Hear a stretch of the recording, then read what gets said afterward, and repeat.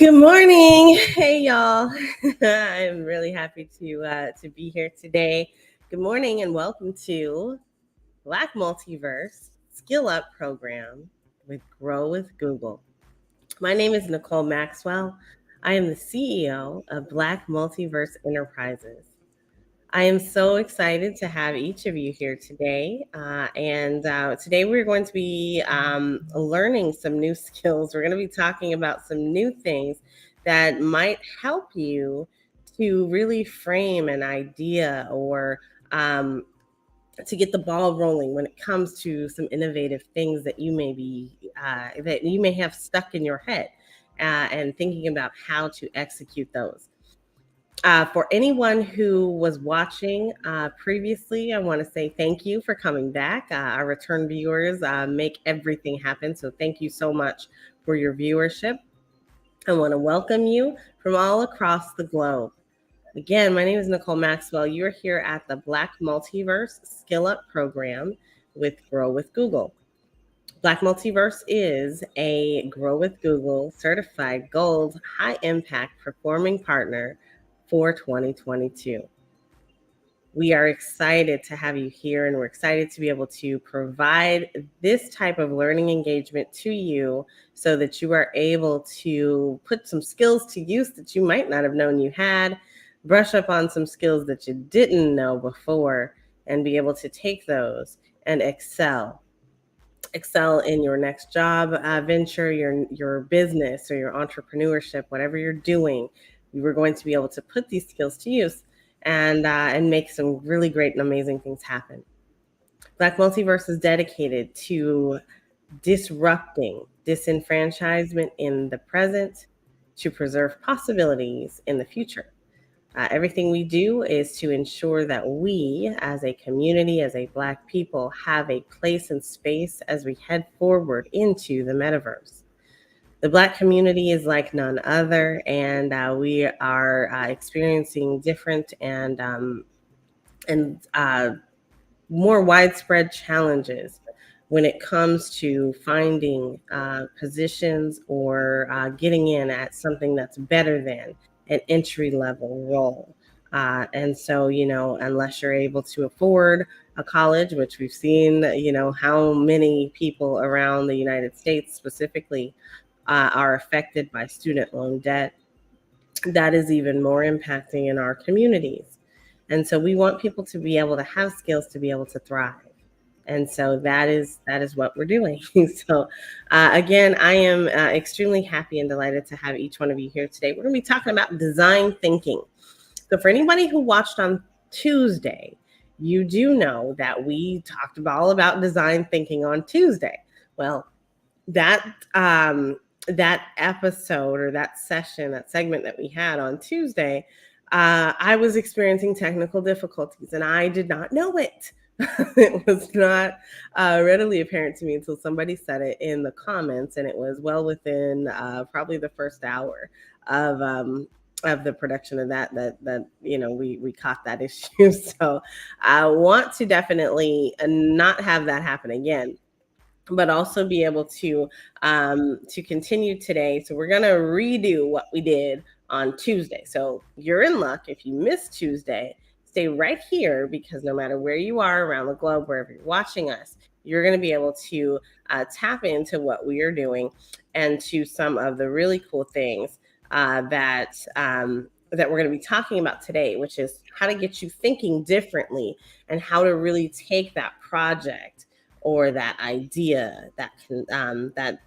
that you've conceptualized, and put it into practice, put it into a space where you can now develop a roadmap and you can now know who the audience is that you're going to be communicating to, as well as give you some tips and tricks for kind of jarring, some great conversation and pathways into getting those things kind of identified. Because sometimes, if you're like me, I'm somebody who definitely every night when I go to sleep, as long as I get a good night's sleep, I come up with something new. I come up with different ideas, and I'm quick to write it down and take notes.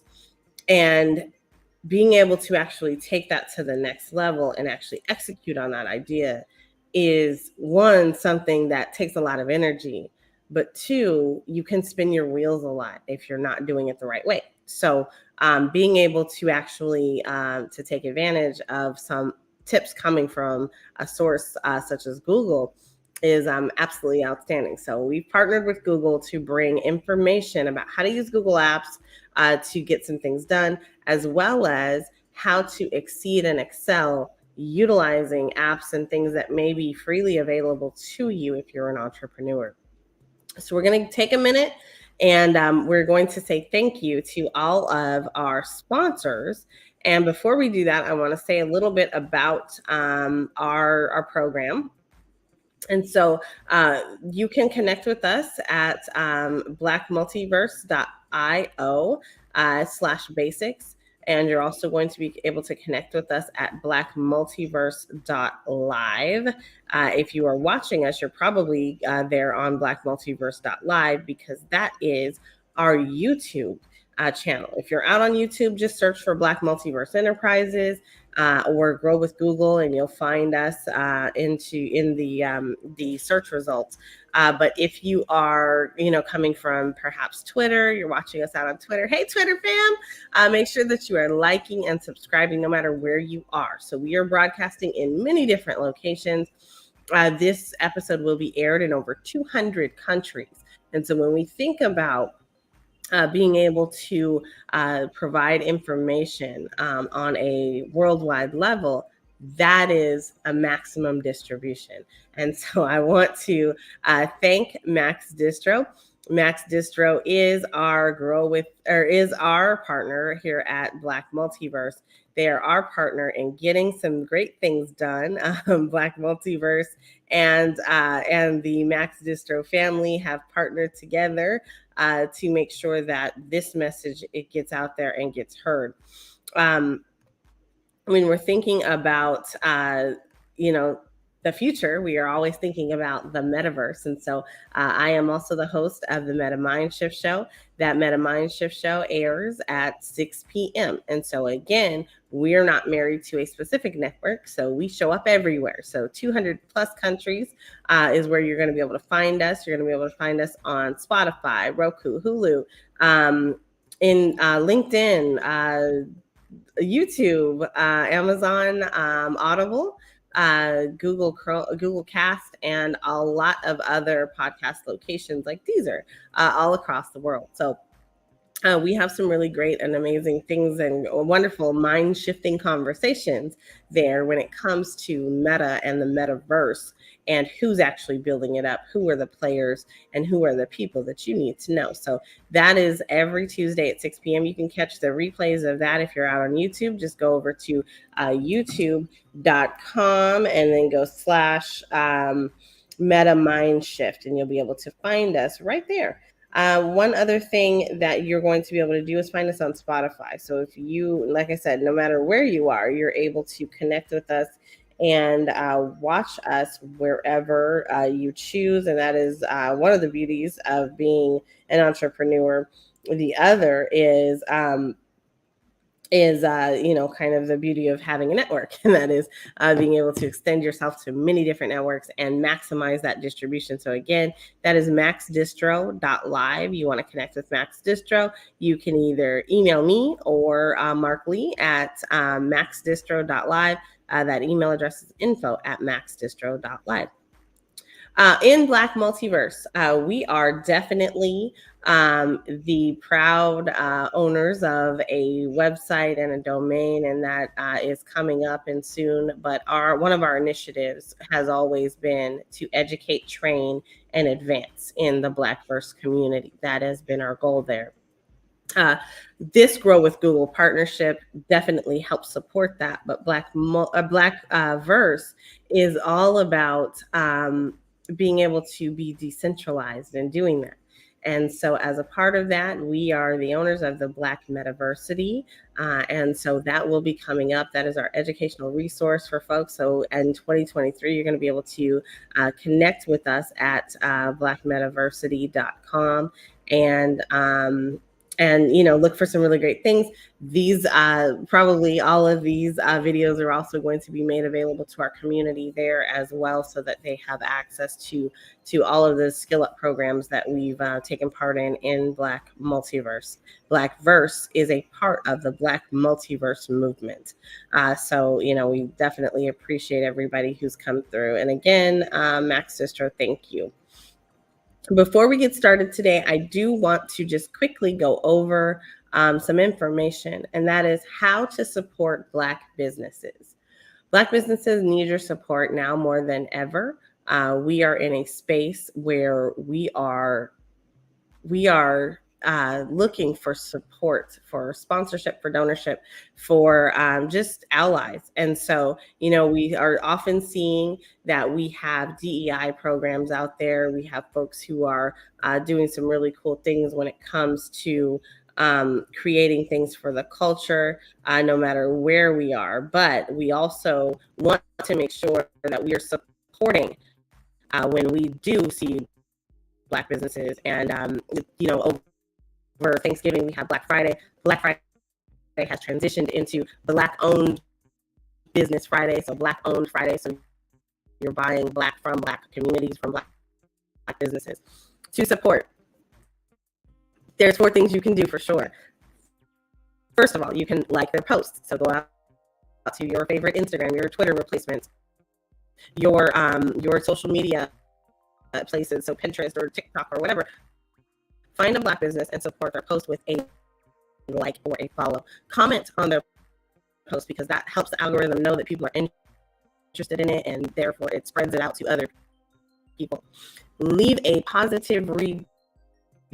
If you have had a great interaction with a Black business, leave them a review. Let other people know that you were there, and then follow them on social media. Social media is becoming the thing and the place and the way that people connect and move forward. So lastly, I'm going to say that the very last thing you need to do, no matter what you are doing when it comes to Black businesses, I need you to buy their products and their services. Like, that is extremely important in thinking about even supporting anybody, but especially our Black businesses. Buy Black owned. All right. So, having said all of that, that is taking care of housekeeping. I want to thank Artsy and VR. I also want to thank Black Multiverse. We're going to go to a quick commercial, and when we come back, we are going to have our session for the day, our education for the day, which is design thinking. How to design and think differently to get your design and your thoughts out into a product or a service. So that's what we're going to be coming up on next, after a word from our sponsors.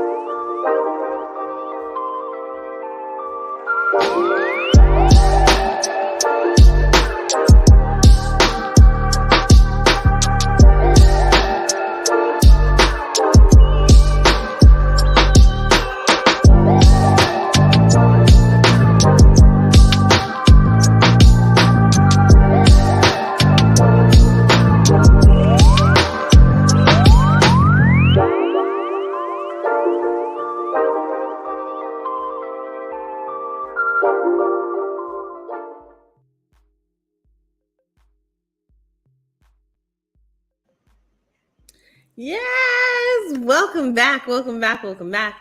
You are here, and today we are here for the Grow with Google design session. So we are thinking about skilling up and providing ourselves and equipping ourselves with some skills.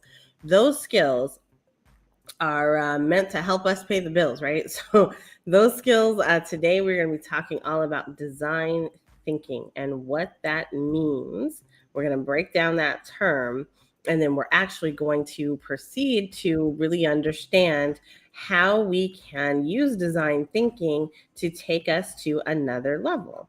So that is what today's session is going to be all about. So get your pens, get your papers, get your little phones out, get your information ready to go so that you can take notes and that you can remember how to participate in design thinking and maybe use this to be a little bit more collaborative with your team and to get your message out there, right? So MaxDistro is all about making sure that your message gets heard and elevated and that you get to the next level. So that is what we're talking about today, is how to use design thinking. All right, so I'm going to pull this up. All right, and so we are ready to go, and almost. All right, now we're ready to go. Okay, and so, today we're talking all about design thinking. So my name is Nicole Maxwell. I am the CEO of Black Multiverse Enterprises. So again, I want to welcome you here. I am a implementation consultant. I have completed over 450 implementations for small businesses, for large entrepreneurships. I was the project key for a federal project that brought the one of the world's largest banks, the e-signature program by DocuSign. I have done a whole lot of stuff in technology. I am a Black woman in tech.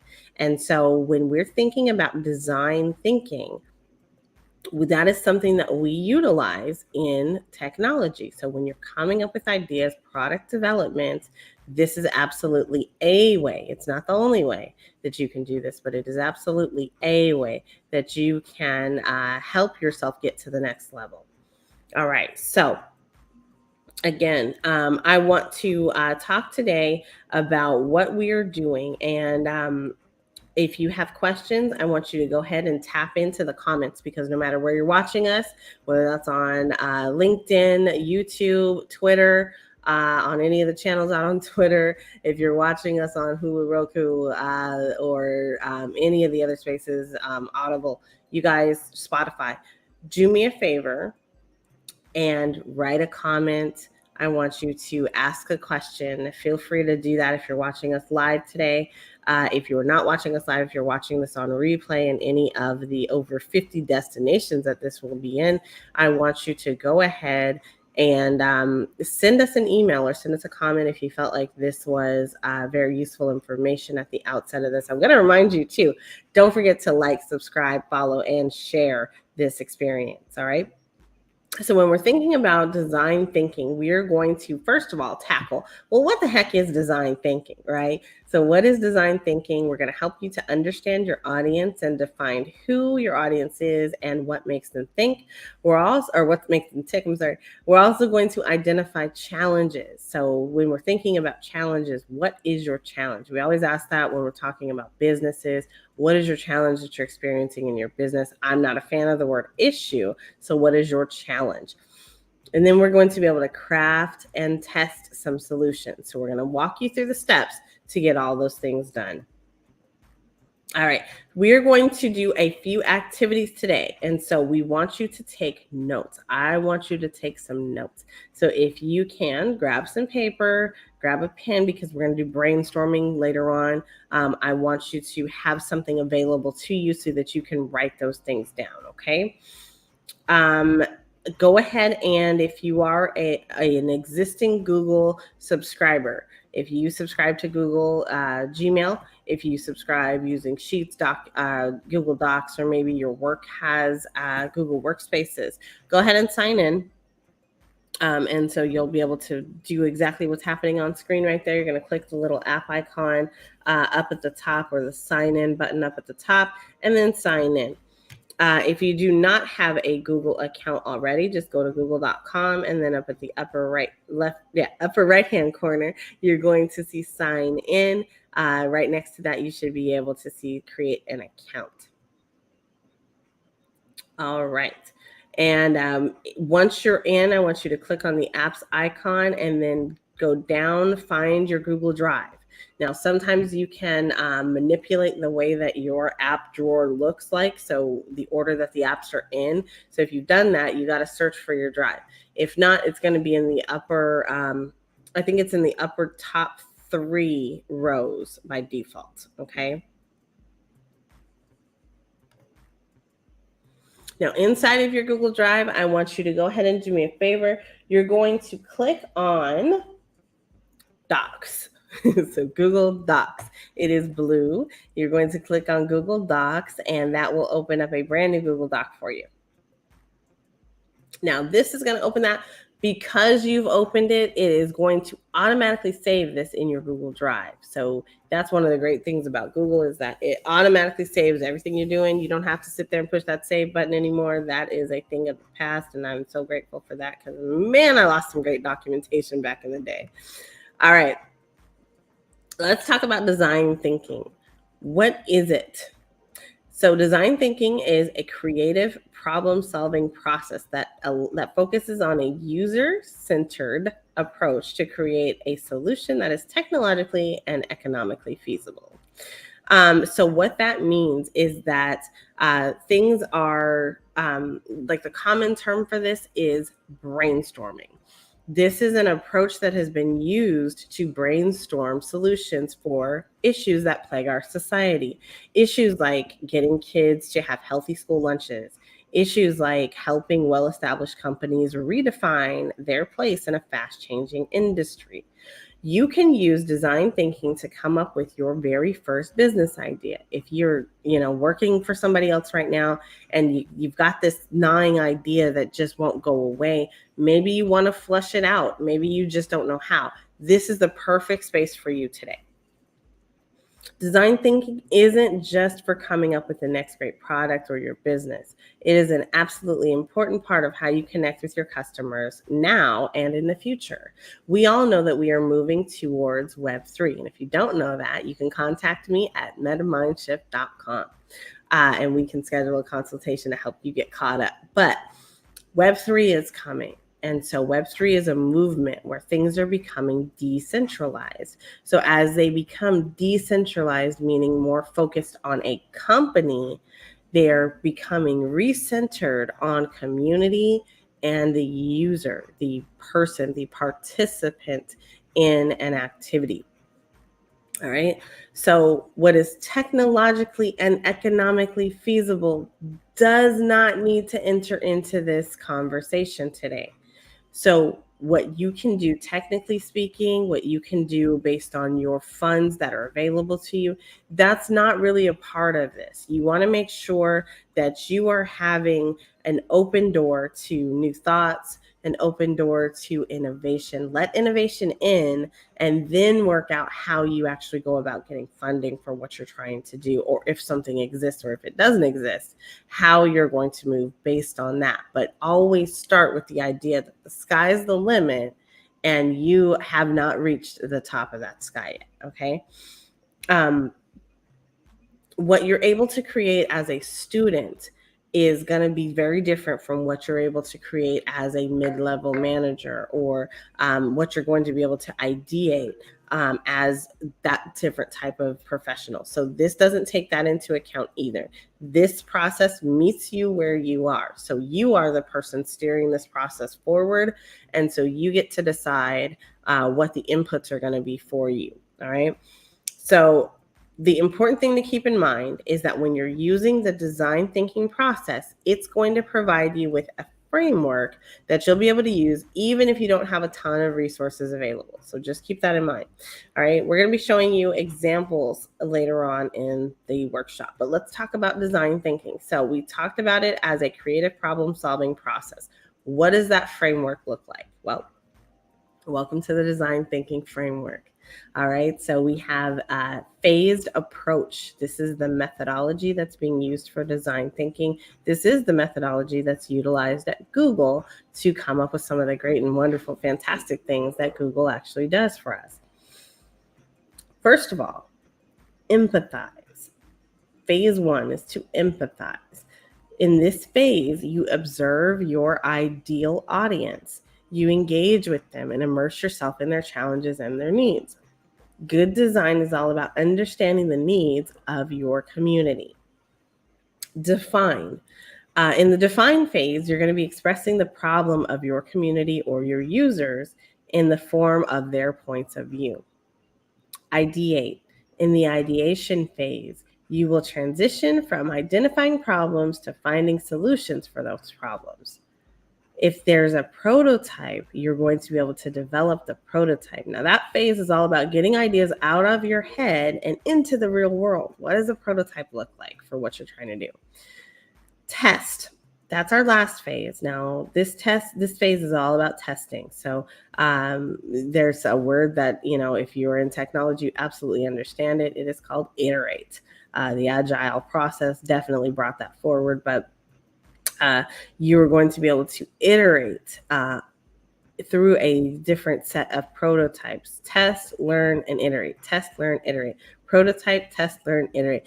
Continue and repeat. Rinse and repeat. That is the process. So you test, you learn, you iterate. It's a continuous process for refining your prototype. All right, so those are the different phases. Those are the 5 things that we're going to focus on and we're going to talk about today in our session on design thinking. All right, so we talked about what design thinking is. We talked about the phases of methodology for the framework, but how is it used and who's actually using this? So who's putting this into practice today? Well, there are products that you're using every single day that think about design thinking. And so designers and innovators such as myself thought about you, the consumer, the needs and the challenges that you had around your everyday activities to make your products and your services that you use and that you buy look better, that function better, act better, and serve you better. Let's look at some of those examples, okay? All right, so my favorite thing to do in the world is to watch movies. So let's think about the idea of television and movies. So think now about television and movies. So TV specifically. So we've seen an evolution of TV from years ago, right? So TV watchers used to have these challenges. So think back when I was a young girl, I used to run home from school so that I could catch things like General Hospital or Young and the Restless at 2:00, depending on, what time of year it was. But it would be things that like I missed because I was in school, or like I try to catch like the last 5 minutes so I could see what was happening with Sunny and Brenda on General Hospital. So I used to have that problem, but now I don't have that problem, right? Like now we look around and now, when I want to see General Hospital, I turn it on whenever I want to because I'm a subscriber to something like Hulu or Amazon Prime, right? So I can watch it on demand. Well, there were a lot of phases in between there. If you recall, we went from having live TV to having recorded TV to having VHS, so being able to record on a tape. So some of y'all might remember that. And then we moved into DVRs, right? So digital video recorders, right? So we had DVDs and we had DVRs. Like the R was like, ooh, we got the R, we can record now. I remember when Comcast rolled that out. We can record now. And then we also moved on, and now everything's in the cloud. Like, I don't have to have that big old set top box. Do you remember when we got rid of those? We don't have the big, huge set top boxes anymore because everything is stored in the cloud.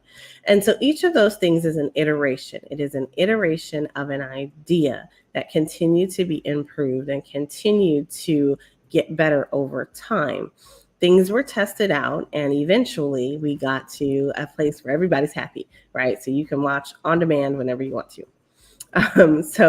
Now you can skip through commercials if you want to. If you pay enough, you can skip through. You don't even have commercials. You don't have to worry about that, right? So think about that. So another example, maybe you're not into TV or the movies or anything like that. So let's talk about something else. So we've seen iterations of cars, right? So almost all car owners have had to deal with a reality, and that is that sometime you are going to have your hands full and you're trying to get into your car with your hands full. Now, sometimes that shows up in the form of having like 2 kids on your hips. Other times that shows up in the form of having a whole bunch of groceries in your hands, or maybe you're loading a 2x4, or you're trying to front load the washer or dryer into the car. Like, those kinds of things have always required that you have more hands than the 2 that are available to you, right? And so, thinking about those kinds of things, thinking about the challenges that people have opening doors when their hands are full, are reasons why we now have the little pop-up, the little buttons on our remotes, right? Some cars, you just open them, you open the door with your hand. You don't have to have keys anymore, or the keys don't actually have to be out, and you don't have to like turn the lock anymore. And now we have gotten to a space where some cars allow you to actually just use your foot. And so you're using your foot to open up the trunk or open up the back compartment, and it just flies open, and it's magical, right? The same thing with doors. So you have seen iterations of this thing that have come from the fact that there is a certain challenge that someone just thought was interesting enough to try to solve. Think about the things that you do on a daily basis, and then think about how you can change something. And so that is going to lead us right into the first phase of this, which is empathize, right? So the first phase in our design thinking is empathy and providing empathy and empathizing, okay? All right. So the first step in design thinking process is to establish empathy. What is empathy? Some people really don't know what that is. And so let me help you. Empathy is the ability to understand and share the feelings of another person. Some people are great empathizers, and they empathize literally everything. And because they empathize with that, they end up getting the short stick sometimes, right? So, oh, I know how she feels. And so you end up, giving away everything because you know what it's like to be in someone else's shoes or someone else's place. But that's empathy. You have lots of it if you're that person. Okay, so if we wanted to focus on the user or the community, we should use the design thinking process to really put ourselves in that user or community's place. So think about ways to connect to stories, to insights, and to people's emotions. We should be able to put ourselves in their shoes, right? So you can think about what would they be feeling at this given moment, or what do they need because of this thing that they have expressed to me. Well, in design thinking, you become the person or the population that you're hoping to build a solution. You think about that user as if they are yourself, but with their lens. So if you don't have the troubles that they have, putting yourself in their shoes and saying that you're them is not helpful. You have to really try to be that person and understand what they're going through. Let's talk about some examples. So when you're going to be identifying the group, right? So first of all, don't go with the big humongous group. So the big humongous group would be something like the parents, or parents everywhere, right? That's not helpful. You need to niche it down a little bit. So niche it down to parents of toddlers or parents of toddlers in New York City, and think about the specific challenges that they have. Now, if I'm doing this and I'm thinking about parents of toddlers in New York City, the first thing that comes to my mind is traffic. Like, man, I would hate to have a toddler in New York City. That would be awful. How do we prevent those kids from running out in the street? How do we prevent those kids from getting away from us in a crowded space? So those are all great ways that you can think about being someone else, putting yourself in someone else's shoes. And you don't have to be them, but you do need to be able to understand what they're going through. Now, how do you get here? Well, sometimes it's okay to just go ask somebody, like, what do you go through on a day-to-day basis? Ask multiple people so that you understand the population a little bit more. That's okay. This is a part of researching why you are, or so that you have the best product available to serve the community that you're trying to serve. And you know what? Sometimes you find that through all of the things that you were thinking about, they're not even going to be served by what you were going to do. So you have to go find a new audience. Like, that's not the audience for you. This is a practice, and it's not going to happen perfectly the first time. You're not just going to wake up and magically be empathetic if you were not an empathetic person in the first place. So take some time and learn how to do this right. Dive into core issues that people are trying to face or that people are facing on a daily basis. Get out and be a little bit more diverse than you have been previously. So we're going to make sure that we're able to do that, right? So in addition to that, I want you to think about the way that you may have described your users in the past. Nicole Maxwell is not a fan of the word target, especially when we're talking about communities and groups of people. The reason for that, the reason I dislike that term, is because one, target is something that you use. It's target, and I always envision a dartboard, right? Like you're throwing darts at a community, and I would hate to throw darts at anyone in my community. I love all their little beautiful faces, right? But also, when you think about target, there is target practice. And so you think about, sometimes you think about like a deer in headlights, or a deer that has been hunted down. There is prey and there is predator. And so that to me is another form of target. I don't like thinking of my communities in that way. So I always talk about my audience. It is very rare that I slip up and say target, but sometimes I do. I try not to, though. I literally try not to do that because it is not a word that I personally resonate with. I want to know the community, the user, the audience.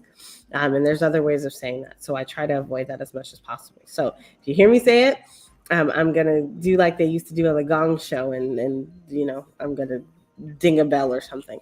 All right. All right. Anyway, so when you're thinking about how you may have described your users or your audience in the past, sometimes we start with the demographic information. So you have your gender, your age, your nationality. Sometimes you only consider one characteristic of an individual, such as, oh, they're a parent, or, oh, they're a working professional, right? When it comes to your community, your users, your potential audience, you want to be as specific as possible so that you understand them and what makes them tick. Dig deeper into their needs. Create a solution that they will resonate with and that they want to jump on at the chance, and so that they can benefit from it. Now let's look at a few examples. So you might say that your audience is BIPOC women or Black and Indigenous people of color, okay? You may say that your audience is women of color. You may also say that your audience is women. But you know what? All those groups are humongous, right? Like, so maybe you niche that down a little bit. This is what it's called. It's called niching it down. You find a specific subset of that community that you want to be your audience. So let's say that you're looking to create a natural hair care line specifically for women of color. Well, we've seen lots of these products out here, so we know that there are definitely a market for women of color with natural hair. So a more targeted explanation of that community would be women of color looking for products without added chemicals or toxins. Or it could also be women of color who want to use natural products due to health or allergy concerns. It may also be women of color looking to transition from the relaxer, or women of color who are joining the no lie relaxer movement, or women of color who have used the no lie relaxer. Like, you want to kind of really be specific about it. Another example of this, if you're not a woman of color and you don't understand hair or anything that I just said, that's fine. There's other things. So you can be a parent, right? So even if you aren't a parent, most of us have at least one or have had at least one person to serve as a parental unit for us, right? So you're likely to already know that there's a huge difference between the different stages of child, right? So all parents have children of some age. So there are newborns, there are toddlers, there are the in-betweens, there are the tweens, there are teenagers, and then there are young adults. And then as you grow up, you are a adult parent with an adult child, right? Like, so that relationship continues. You have all of those different segments to be really specific about and to focus on as a potential audience for your product. Maybe you market your products or services to seniors over the age of 70. I am really passionate about this, as well as our differability community, making sure that we are making pathways and space in the future and for the future for them. So when we're thinking about seniors over the age of 70, we think, first of all, about, or well, to me, I think about the people who are in that age range getting ready to move and transition into that age range. So those who are in their 55 to 70 age, that age range, right? So that's a specific population. What are the needs of that population?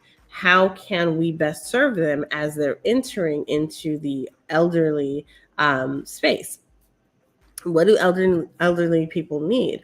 Another way to look at this would be to focus on the elderly who don't have young adults to support them. So what are they doing? How are they getting about? And how are they staying safe? Those are all great ways to think about your audience and creating products that will help serve them. Additionally, you can think about Latinx college students. So Latinx college students might be a specific group of people that you can focus on and build out products for.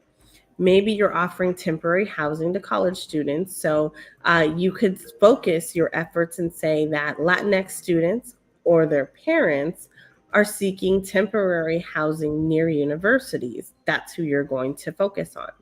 Okay, now then you would go find the specific geographic location that matched your needs based on this idea. Depending on your business or your idea, you might be thinking, my users can be from all different walks of life and they don't fall into any one demographic. Oh my goodness, what do I do? Well, this could be true if you say you're like an online counselor or you own a shoe repair business.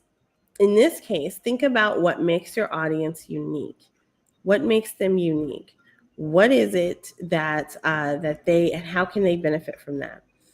Find a niche that makes you unique to them. For example, maybe your shoe repair business offers 24-hour turnaround for repairs. Your ideal community or your ideal users might be business travelers or people with an important event coming up. How often have you seen like shoe repair in the mall or shoe repair in the airport, right? So we see all those kind of things. If you already have a business and you're unsure of who your users are or who your next users can be, you can use tools like Google Analytics to learn more about your audience. Now, I will tell you that you're here for a treat. So if you were here a couple weeks ago, then you already know this, but we had a session on Google Analytics. And Google Analytics is a session that we did with the Fred Brandon Flames Foundation. And we were able to deliver information. So if you do not know how to use that, then I want you to go ahead and watch that video. And I'm going to put a link somewhere up here. So I want you to be able to partake and watch that as well, because it's going to be really, really cool for you to be able to see all the things that were going on. All right.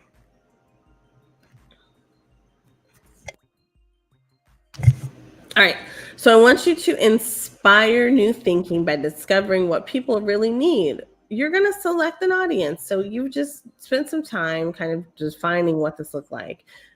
You're going to select who your audience is. So whether it's going to be those busy professionals, after school teachers, your parents with young children, you're going to use that Google Docs that you have open, and you're going to write down who that user base or that community is. And then you're going to write down a list of 5 challenges that they face. So what are the challenges for this specific community? Now, in this activity, I want you to make sure that you are stepping into the shoes of the user. So step into that person's place and define what it looks like. What are their challenges? Be very specific about who they are. Remember what we just talked about. Put yourselves into their shoes and brainstorm all the potential obstacles that they might come across. All right. Now you can pause this video and take a minute to really step into that and put it out there into the universe. Define what that looks like for you, and write out this list as we head into the next phase. All right, welcome back. If you hit the pause button, if you didn't and you're still checking with us, then you're going to keep on rolling right on into phase 2, which is the design phase. In design thinking, the second phase is define. So we are going to define a problem. Actually, we're going to define a problem statement. That's a little bit different. We define problems all day long, right? We can say, that's a problem, that's a problem, that's a problem. Well, we're going to define a statement about that problem in this section, all right? Now you have a clear image of who your users are. Your goal is going to be to analyze your observations about these users, synthesize them to define the core problems that you're identifying as a statement, as a problem statement. Well, that's all fine and dandy, but what is a problem statement? You might be wondering. Well, a problem statement is a succinct statement that's going to clearly organize some things for you. So it's going to clearly organize the idea of the characteristics of the user. It's going to organize the needs of the user, the core problem that you've just identified. It's going to state that. And then it's going to provide some insights into why. So the why, we always talk about that. Like, remember your why. Why is the user experiencing this need?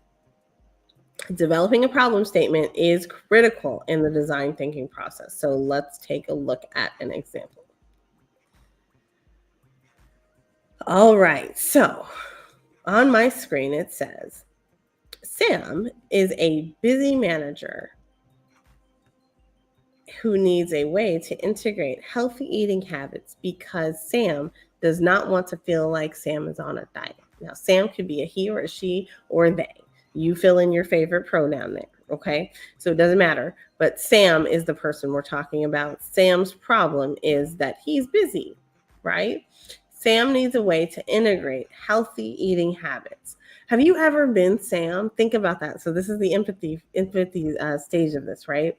Have you ever been Sam where you're just busy and you're too busy to eat? I remember there were days when like I would be working as the director of professional services and I was so busy that I'd forget to eat.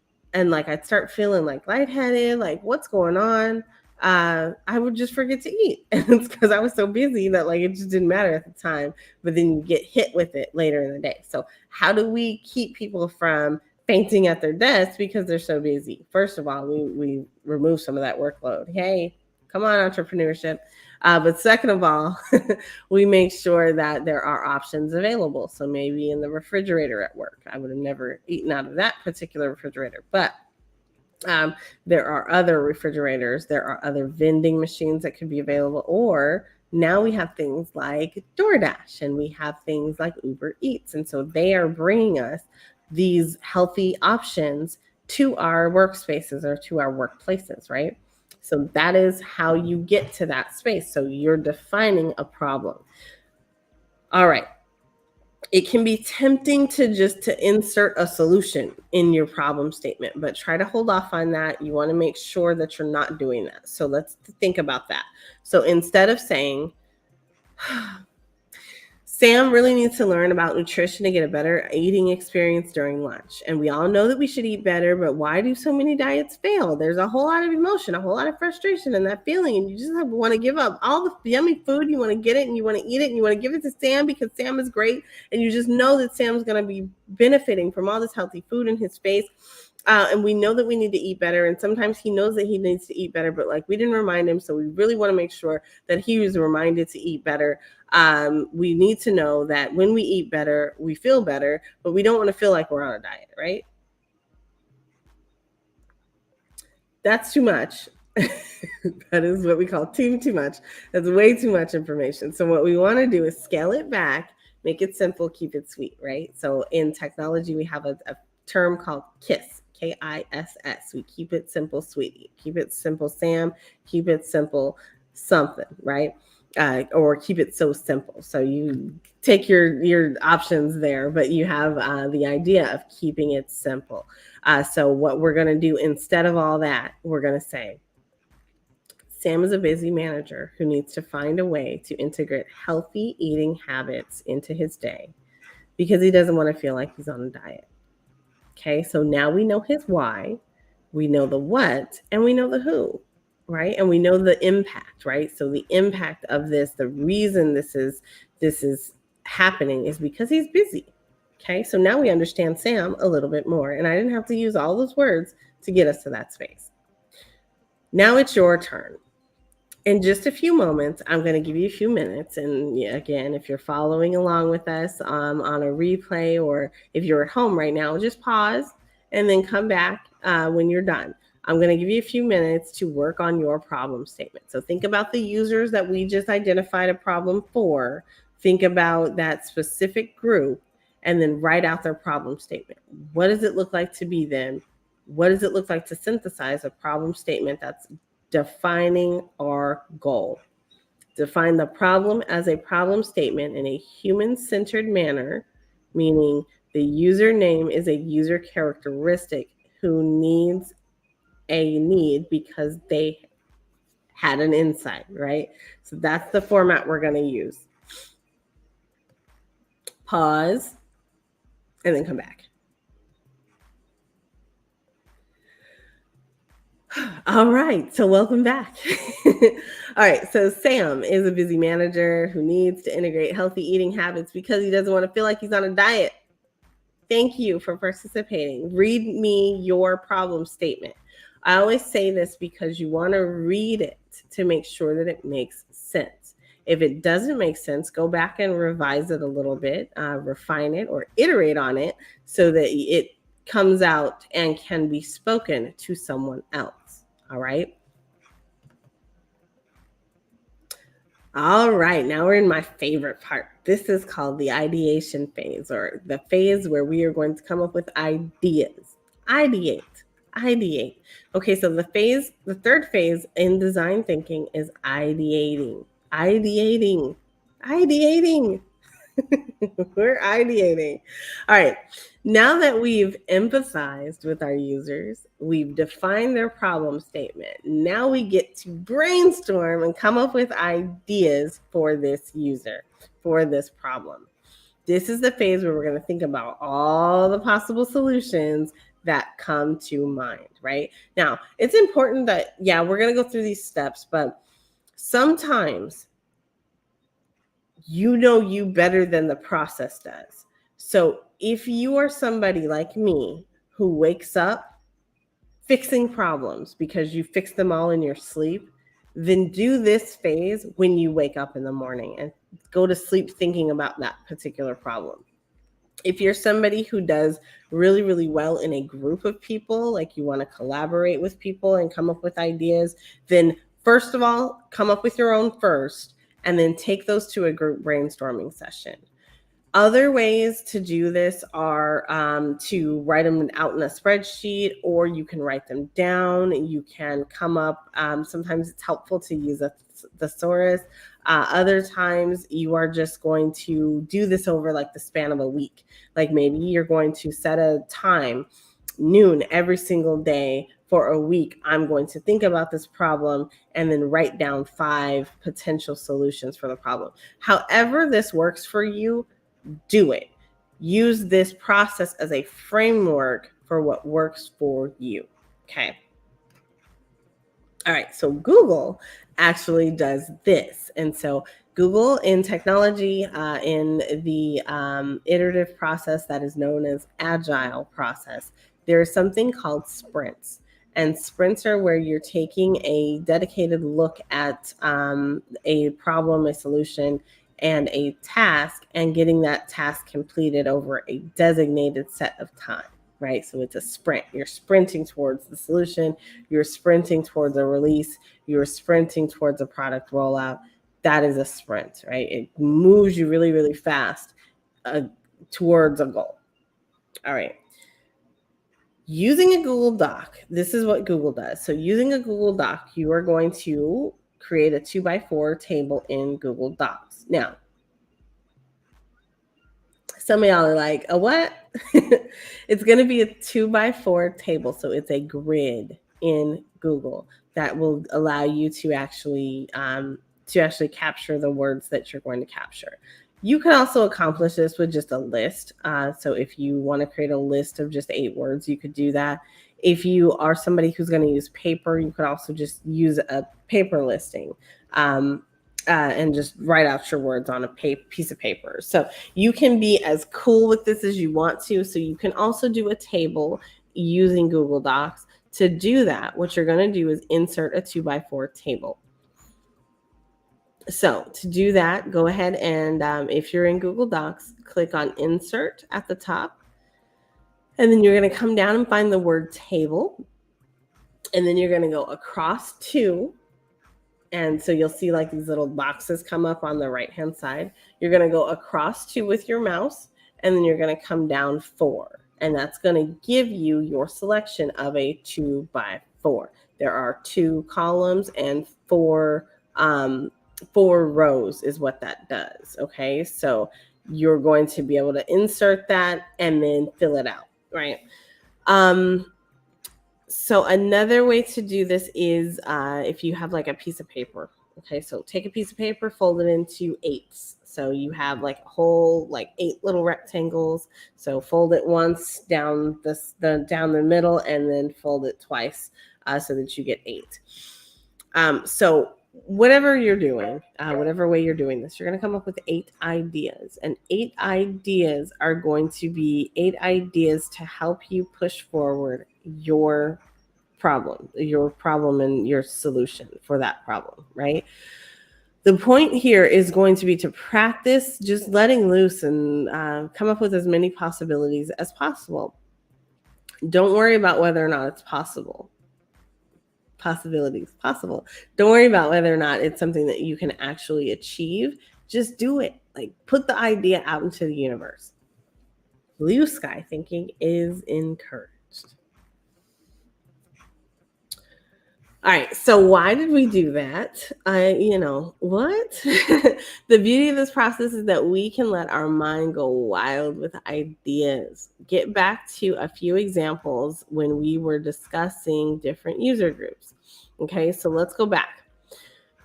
Women of color who were looking for socially conscious brands, or women of color who were looking for hair products that were not going to contain sulfur, or hair products that helped our hair look magnificent even when we had color, less damaging hair products, things like that. So depending on whatever we defined, that is what you're going to go forward with, right?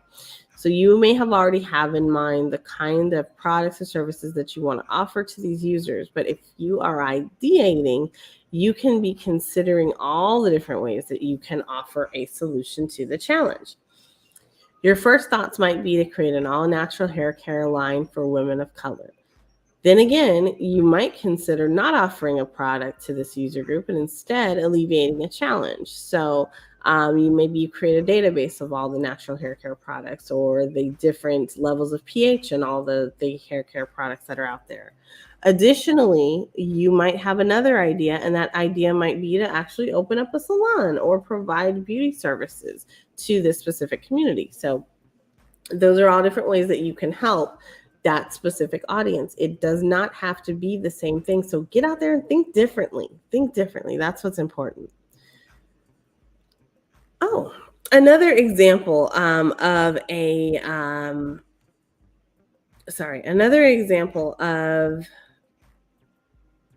man, they are just having fun over there. Sorry, I don't know if you guys can hear that. Okay, so another example is the Latinx college students looking for temporary housing. So the college students who are looking for temporary housing, like what do they need? What are our solutions for them? So let's think about a couple different solutions for them. So first of all, an idea might come to mind while you're perhaps creating like an online roommate matching service, something that's specific to the Latinx community only.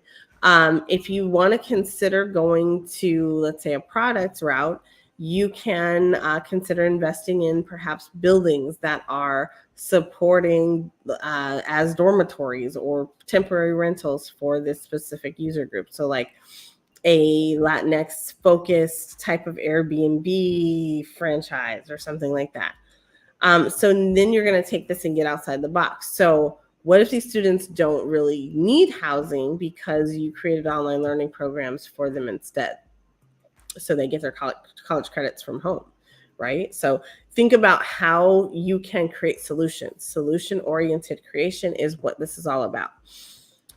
You see how the ideation phase can be opening up your mind to new things and different ways of solving problems. But did you also think about how it opens your mind to really put that empathy into action? So you've already defined that, you've stepped into these people's shoes, but how do you fix it?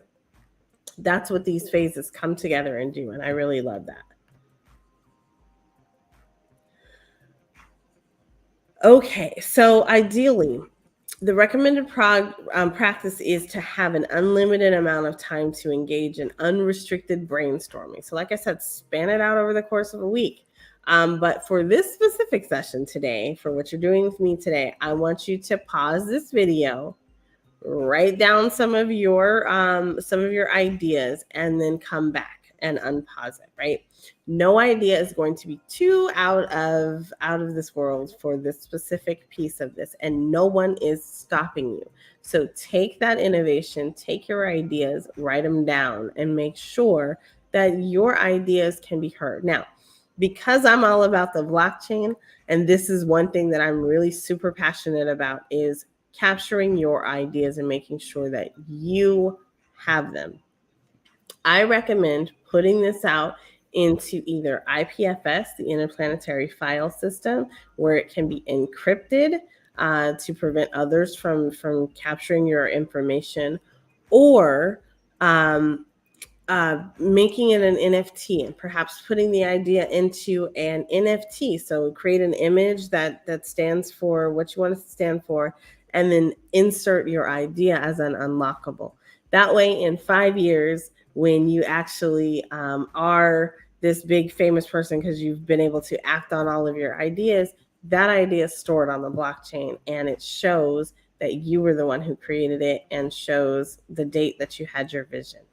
I love that. I do this all the time. So definitely highly recommend it. Okay, so let's keep going. If you're coming back, then we're going to head on over to prototype. It is time to prototype. So, what is a prototype? What is it? All right, so now how do we know if these solutions that we outlined are going to work? I don't know. Well, this is the phase where you find out. Welcome to phase 4. This is the phase where we're talking all about prototyping. What is a prototype? Well, a prototype is going to be an inexpensive, scaled down version of the solution that you wrote down before. As you're building out your prototype one by one, they're either going to be accepted, improved, re-examined, or rejected based all on that user's experience. So you have 4 different statuses of your prototype. So if you're somebody who's using a Google Sheet to come up with to follow along in this session, or if you're using a Google Doc, add in a note next to each of your ideas, whether or not it's going to be accepted, it's going to be improved, re-examined, or rejected. This is the experimental phase. So you aren't trying to create the workable product, not yet. You're just trying to create an experiment, hypothesis, a perhapsness, right? So this step is super critical. You are testing out your ideas to gain as much feedback from potential users as possible. Through the prototyping process, you're going to gain a better understanding of the constraints that are within the product, the feature, the service that you may not have foreseen before, right? So you actually get into creating some stuff and it's like, woo, I didn't know that that was going to happen. How many of us have gone through that? Yes, absolutely. You also have a more informed perspective of how your actual users will react and feel about the final product once they've interacted with it. If you're somebody who's stepping into, let's say, another culture and you're empathizing with that culture, you're creating something for that culture, but you didn't realize that the words that you used were off-putting to that culture, or they did not resonate with them for whatever reason. Or if you didn't realize that this part of town was seen as this thing, or maybe that's not the place where you want to actually stick your store to sell to that specific community. History also goes into play in that specific scenario. So come up with different ways that you are going to be enabled and empowered to act on your prototype. That's what this phase is all about. Through the prototyping process, you're going to gain a better understanding of the constraints within the product and feature and the problems that you didn't know of before. Let's take a look. All right. Once you've got enough data from the prototyping stage, it's time to create your MVP, your most viable, your minimum viable product. MVP, when we're talking about products and services, your MVP is your minimum viable product. This is the minimum thing that you can go out there and potentially sell with your idea. It is the bare bones version of what you're doing, right? This is what we call the simplest version of a workable product that is developed with the core features that are going to satisfy early adopters, but also is going to provide low risk for your investors. The MVP should be cost effective, and it should also be quick to develop while it's still providing some of the basic function that you've already decided on. You're going to need to have an idea of what your early adopters, and for those of you who don't know what that is, an early adopter is like your first users or first customer base, right? So the building of your customer base, your founding users, right? Those are called early adopters, okay? They're going to be eager. You want them to be eager to try something new. They're going to be looking for, thanks to the prototyping stage. So you're going to be looking for them. They're going to be looking for you. And you know that because you've gone through the steps before. So let's say that your goal is to create a vehicle that could take you from point A to point B. In the example here on top, you're seeing what represents each iteration of the prototype. So let's look at that. So looking at the little rounded thing over there that looks like a wheel, right? That's a single wheel. So first off, there was a wheel, and then there were two wheels and an axle, right? And then there were four wheels and two axles. The third image is the base of a vehicle. The fourth is the build out of the vehicle with no steering wheel. And the last of the prototype is something that is fully built out and it's fully functioning. That's the whole actual car. That's the vehicle there. There's not much you can do with a wheel or two wheels with an axle except have a little bit of fun in a junkyard. But the body of a car without a wheel or without an engine, that's not viable really either. So the only viable product here is the fully functioning vehicle with all the bells and all the whistles. Let's try this again. In the bottom example, we focus on an MVP that solves the problem of our audience in the simplest way. So while in the images above, 4 out of those 5 were not even things that would solve our problem. If we're looking at the bottom, everything there solves our problem, right? It's just how does it solve our problem? So going from left to right, A to B, the first image is a skateboard, and we know that's going to get our audience or our community from this place they are to the place they're going. It's actually going to work. Now, each step in the prototyping process, you're going to make iterations as the initial product gets better. You're going to keep getting feedback. So how does that look? How does it show up? In the second iteration here, you might have decided to change the product slightly so that now you don't have a skateboard anymore, but now you got a scooter. Or as we progress, people told us that they wanted something that they could actually sit on instead of just a scooter. So now we've got a bicycle. And then someone else said, well, I don't want to just have a bicycle. I want to have an engine and I want to go a little bit faster than I can on a bike. So, okay, so now we got a motorcycle, right? There's a motor in that cycle. And then someone else said, quite frankly, I want to be able to travel in the rain and the snow and in a blizzard. So, or when there's high winds. And so then we said, okay, well, let's cover up this car. Let's cover up the whole thing, and we'll make it a little bit more hefty around the edges. And so that is when we decided that, hey, now we've got a car, right? So all of these are things that get us to our solution, but this is really a way that you can step through the process so you can see it a lot better. Your minimum viable product is not your end goal. It is one of the many steps that you're going to take towards your final product. To get to that point, you gotta do what we're talking about, which means designing the way that you're thinking, designing that process. You are going to do what we call iterate again and again and again. You're going to iterate.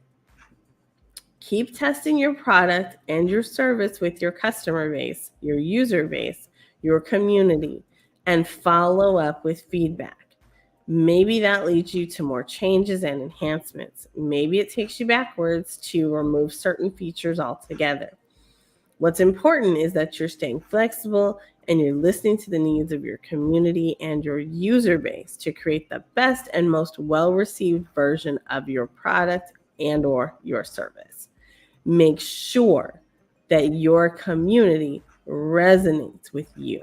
So if you are somebody who does not understand, or you're having a hard time identifying with your community, you need to step back through this whole process and understand why people are not finding your value within the model that you've come up with, right? Why don't they find that valuable? We won't be prototyping in this session, but after this class, you can go and you can think about your options for a prototype. So do me a favor, and if you want to do this right now, go ahead and pause, and then you can come back. Either way, we're going to take a few minutes, and you guys can enjoy this quick video, and then we're going to come back and we're going to talk about testing. Right?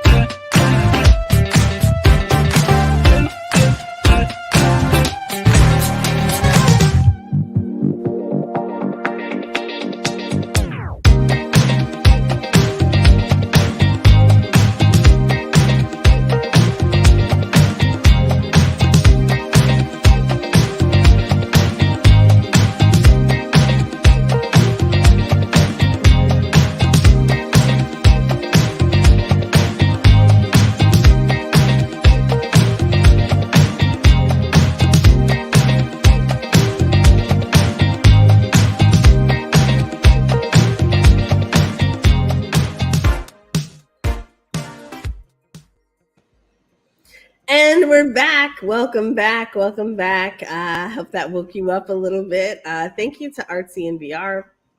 She creates amazing luxury metaverse experiences, social VR experiences, concerts, halls of wonder, and museums and everything else that you could ever think of. She is amazing, and we definitely support everything that she does. So when you're thinking about the metaverse, I want you to think of me. But then I want you to think of Artsy, because Artsy is a world builder. She's a Black female who is doing amazing things, just tremendous movements for all of our communities, and it is extremely wonderful to be a friend and to have her be available to do those kinds of things. So thinking about ideating and thinking about making better prototypes, well, we're back here with the Black Multiverse Skill Up program, Grow with Google. We are growing with Google today, and we're talking all about how to design your thinking, how to use design thinking to create a project, a program, or a prototype for what you were doing. We just stepped through the prototype stage. So now we're going to talk about the next and the last phase of the design thinking methodology. And today we're going to be talking about testing, the testing phase. So, you may take as long as you want when it comes to your your prototype stage. You may take as long as you really want to really flesh that out, come up with some really quality prototypes. But then you got to test them. Like, it doesn't stop there. It's not just, oh, well, I got a prototype, now I'm done. No, you have to test that prototype. And so that's what we're going to talk about in this last phase, is testing. This is the final stage of the design thinking process. Now, you're not going to be able to do this in real time with me, because obviously your tests might, be very intricate, or even if it's a website, you're going to need a couple of days to step through good testing. But you want to be able to understand how to do this and then implement it in the design thinking process. So you're going to want to make sure that you test, evaluate, and then you might roll out, right? Like, you might launch, but then most times you go back and you reiterate, you iterate. Okay. Testing is an iterative process. What does that really mean, though? We've said that a couple times today, and we didn't really define it. Well, let's talk about iterating. Iterating means that you are continually going back to make change. You're tweaking features, and in some cases, you're even going to scrap it and start all over. So the iteration phase is where you just keep going. And so, like, oh, this works, this doesn't work. We take this out, we put this back in, add in a new service, we remove this particular offering, based on what works and what doesn't work, right? That is iterative design. And so some projects will call this fluid. So you'll say like your process is fluid, or your project is fluid, or your onboarding is fluid. It's an ongoing type of iterative approach, right? So you'll see that in many different flavors, especially in technology, especially since the whole world is hanging out in this kind of Scrum based and agile based frameworks and methodologies that are out here right now. Now that you've learned the different phases of design thinking, you might be wondering, how can you use design thinking to make a new, more successful idea, or take an existing business process, product, or service and then tailor it to the changing needs of your customers? Let's look at some examples. Well, all right. We're going to talk about Sunrise Coffee. Wani Romero is a former barista. Wani opened up her coffee shop on the first day of the Great Recession of 2008. Wow, what timing, right? She owns 3 cafes. While Wani was initially hesitant to tackle new digital tools, her online presence became critically more important when the COVID pandemic came to her city of Las Vegas. She instantly knew she needed to keep her company solvent for the coffee shop, its employees, and the community. She needed to keep that company there. But what do you do when the pandemic hits, right? And you're a coffee shop. Now, a lot of you may have had very similar stories, or may have stepped through this yourself, but how did you react versus what Wani did? So Wani survived, and Wani had to take a look at the needs of her changing customers, her employees, and their environment. This time, she had a new importance of supporting her customers, and she used her needs and work with like first responders to I'm sorry, she knew that her work with first responders was very important, and she wanted to make sure that she could continue to support them throughout the pandemic. She took her business almost entirely digital, selling sustainable sourced coffee beans, and she took them online. She added a web function, and that function allowed visitors to create coffee to give to and donate to first responders and healthcare workers. She kicked in a couple of additional bags every time someone donated.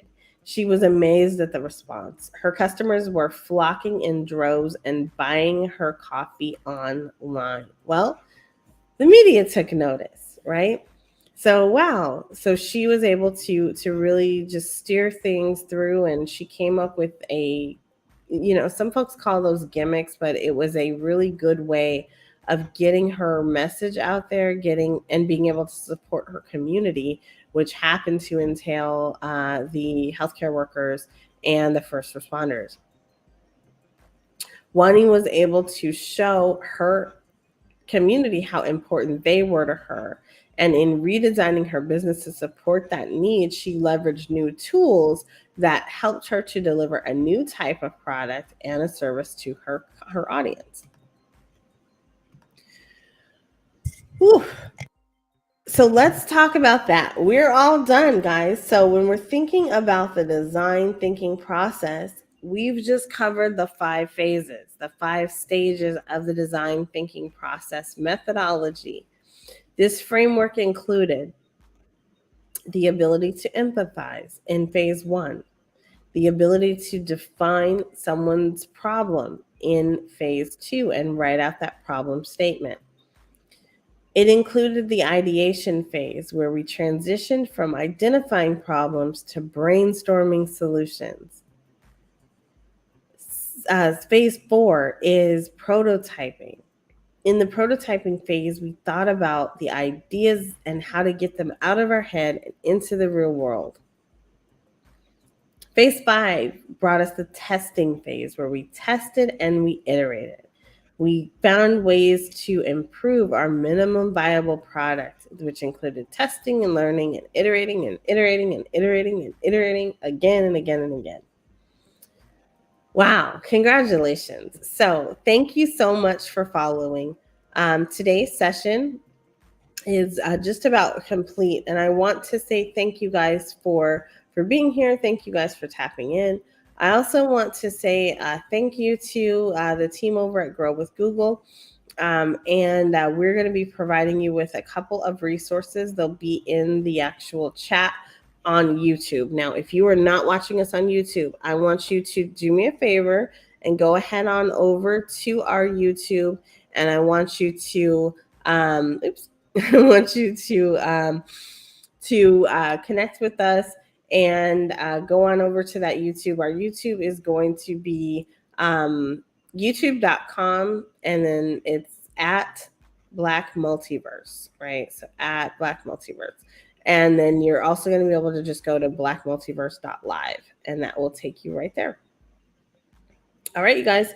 So we have a lot of resources to do. I'm going to go through some of these, but that does conclude today's training session. Now I'm going to talk all about Grow with Google and what that looks like and how you can grow with Google and Black Multiverse. Okay. So if you enjoyed today's lesson, I want you to, first of all, like, subscribe, share, and follow no matter where you are. If you're watching us on Twitter, you're watching us on LinkedIn or YouTube, or even over on Facebook, actually. We have over 200 countries that are following along and potentially listening right now. We also are in over 50 locations. Now, all of that is thanks to MaxDistro. If you are looking to get your podcast or your vodcast or your live stream, your webinars for your community or your coaching or your consulting business out in a more maximized way, come and maximize your distro with MaxDistro. You can find us at MaxDistro.live. If you were watching today's session, though, this is a part of the Grow with Google program. And so you are able to connect with Black Multiverse every Tuesday and Thursday in 2022 from 10 a.m. to noon, right here on Black Multiverse TV. We are also streaming on PodTV. We are also streaming on Blackverse TV. We are also streaming on MaxDistro TV and a lot of other locations. But again, we maximize distribution. That's literally what we do. So we want you to make sure that you're getting out there. Now, if you enjoyed this video, again, every Tuesday and Thursday, 10 a.m. to noon, you're able to connect with us right here, wherever you are. But if you want to connect with Google, you can also go to Google's YouTube channel at youtube.com/growwithgoogle. You can also do youtube.com/@growwithgoogle or search at Grow with Google while you are on YouTube, and that will get you the information as well. Their channel publishes a new video every single Thursday that covers a different topic. So it is a topic that can help you in your skills, your career, or your business. It's a different way to experience the same content that that we're providing as well. So different voices. Sometimes you're going to resonate with me, other times you're not. So that's okay. We've got all sorts of different solutions for you. All right. Now, if you are thinking about a career, I want you to think about talking to me about a career in Black Multiverse. So we have sales positions that are open and available. You can come to us at blackmultiverse.io.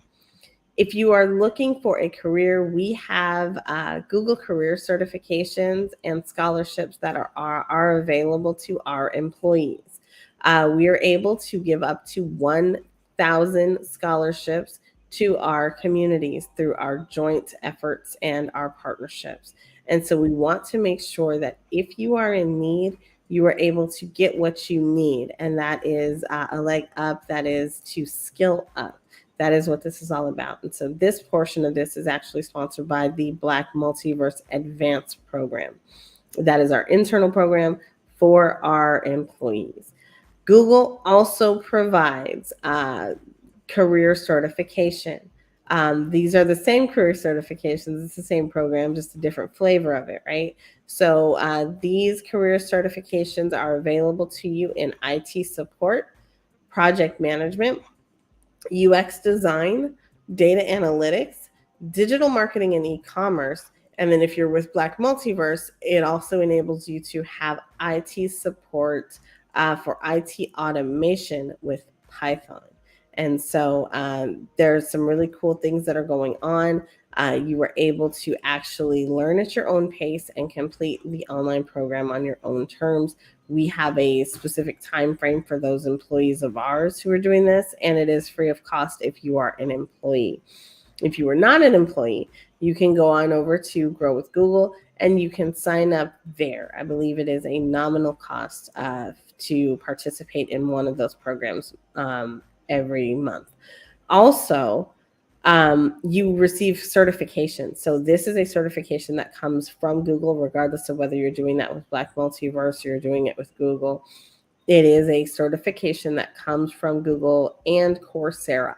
All right. So when you are completing those things, yes, it is definitely for Black Multiverse, but the certification absolutely comes from Google. So you can take that and use it to market yourself no matter where you are. All right.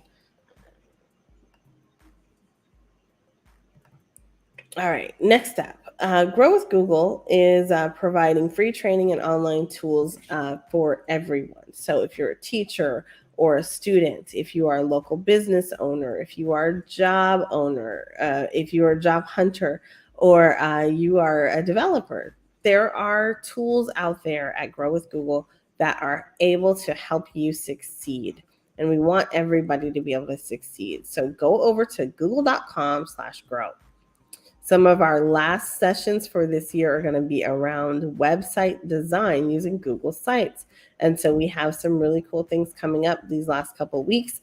We will be continuing this program throughout the end of this year. I'm not sure what we're doing for 2023 yet. We haven't solidified that just yet, so I don't want to announce it. But we are going to be doing we're going to continue our endeavors, because that's what we do, is make sure that people have a way to get educated and can experience different things as educators, for sure, and as students also. All right, so I want to thank you so much for participating with Grow with Google today. I want to thank you for being here and for showcasing your interest in participating in the design thinking process. I do want to take a minute, and I do not have my sponsorship deck up, so I am going to just take a minute and thank all of the board of advisors for Black Multiverse. And so that includes our whole board. And so that is Mike Beck, Eric White, Dr. Tammy Francis, Naja Roberts, Artsy in VR, Julie Middleton, and Dr. Eric Kelly III. And so I want to thank all of our board members and everybody who has participated and helped us out. We are open to sponsorship. We are open to partnership, and we are open for donations. So if you would like to do any of those things, if you're looking to support an organization that is growing and trying to make some real strides within our communities for the future, please do not hesitate to reach out to me. You can come and talk to me at info@blackmultiverse.io. You can also catch us on Clubhouse. We do have a house and a club, several clubs and several houses actually. And so we are looking to make those things happen, because 2023 is coming up. Our motto for 2022 in the Blackverse community was, it's 2022, we got work to do. We've got some new mottos for 2023. We're going to be rolling those out soon. But I also want to let everybody know that you can also get your Black Multiverse t-shirt and say that you were a part of the Black Multiverse Skill Up program on the MaxDistro store.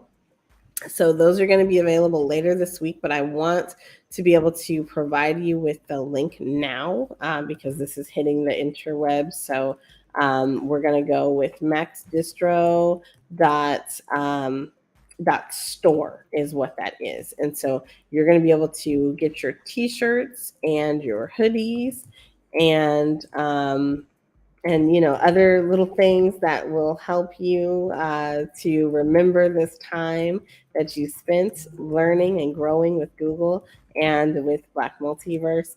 And that is actually at maxdistro.store. So you're going to be able to go there and go shopping. So it's the holiday season. Definitely go shopping with some folks. Get your people all geared up for the new year. We're going to have 2023, some 2023 gear out there as well. But specific for this program, there will be something that is available to us, and that is going to start. I think the sale goes on Saturday. So, yeah, that is starting soon. So, thank you guys.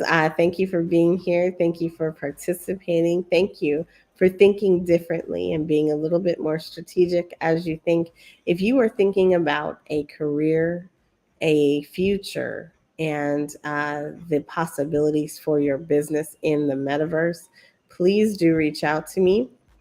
I am a metaverse consultant. I have, as I said, several years of history and some really amazing projects under my belt as an implementation consultant.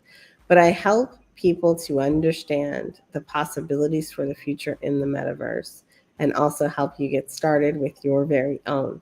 So if you are thinking about that, please reach out to me at metamindshift.com. You can go right there. Boom, right there. Got it.